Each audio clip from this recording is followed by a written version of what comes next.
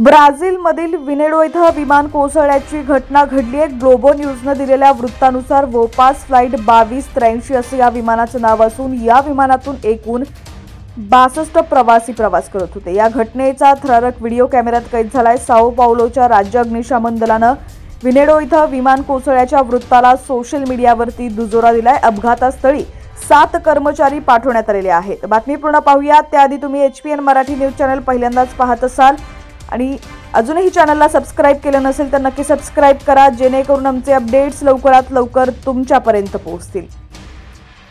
तर फ्लाइट अवेअरनं दिलेल्या माहितीनुसार वोपास फ्लाइट 2283 हे ब्राझीलमधील साओ पाउलो इथं जात होते। सकाळी 11:50 निघालेलं हे विमान दुपारी 1:40 साओ पाउलो इथं उतरणार होतं।